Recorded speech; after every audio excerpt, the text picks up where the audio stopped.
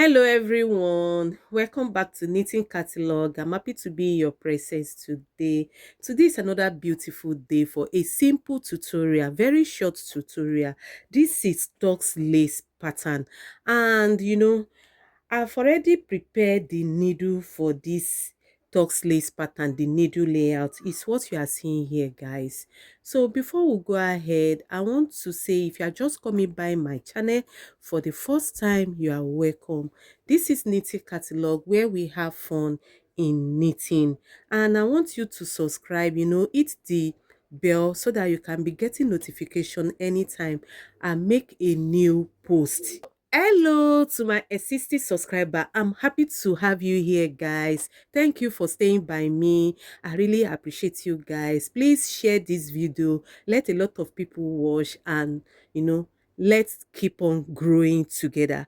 Thank you, guys. So right now I'm going to go ahead to the main tutorial of today, which is Tux lace pattern. So you can see what we have here, guys. You can see what we have here. This is the needle layout, and these two needle at the edge needle, supposing you want to sew it, to see a seam to use to sew this. So in case you want to make a project with it, you have to leave two needle at the edge. Then from there you push to A position and three on E position, because I'm going to cast on E wrap cast on. So I'm going straight right now. So there's two at the back and three needles at at working position, two at not working position, three needles at working position.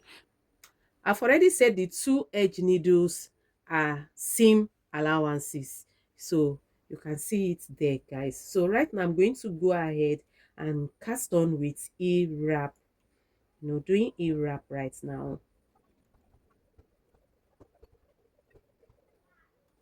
So that's it, guys. Then I'm going to install my yarn and hang comb on this work right now.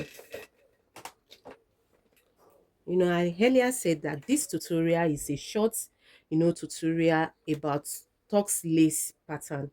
So this is hand manipulated tux lace pattern, or hand manipulating, anyone you choose to call it. So right now I'm going to go ahead and knit two rows to cast on. So that's it. So right now I'm going to be pushing the center needle at the three needles at the work position. I'm going to be pushing the center needles out to E position and set my carriage on hold position. So you can see what I have here. So I'm going to knit 4 rows, guys. 1, 2, 3, 4. Then I'm going to close it and knit 2 rows. So I'm going to repeat same.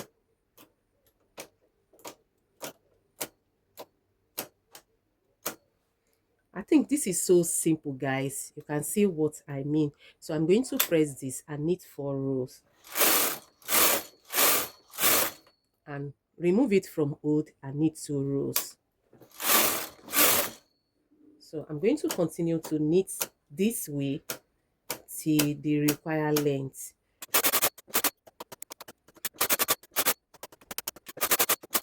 So you can see what we have. This is the wrong side, the poor side, and I'm going to later show you the front side.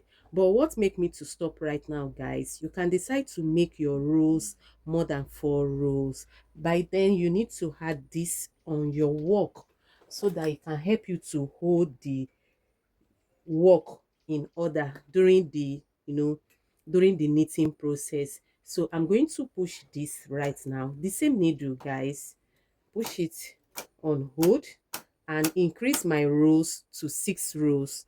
So 6 rows right now instead of 4 rows right now.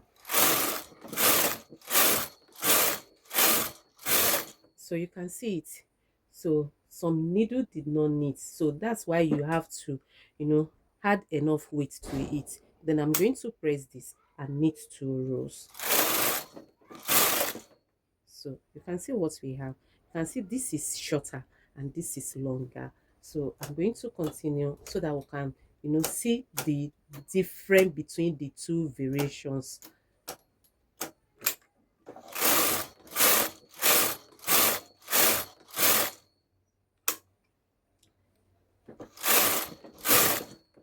So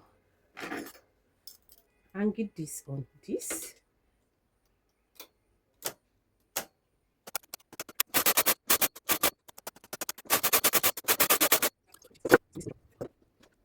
So guys, you can see what we have. I have a droppings here. I did not even notice on time. So, but it's fine. So you need to add your claw weight and wash carefully when you increase more than 4 rows. So you can see what we have here. So this is the one of the 6 rows, and the down part is the one of the 4 rows. So you can see how beautiful this pattern is right now, guys. This is so beautiful, and I think you can use the two side for your public side. This is the back side and this is the knit side, so you can decide to use any side for your project. So thank you, guys.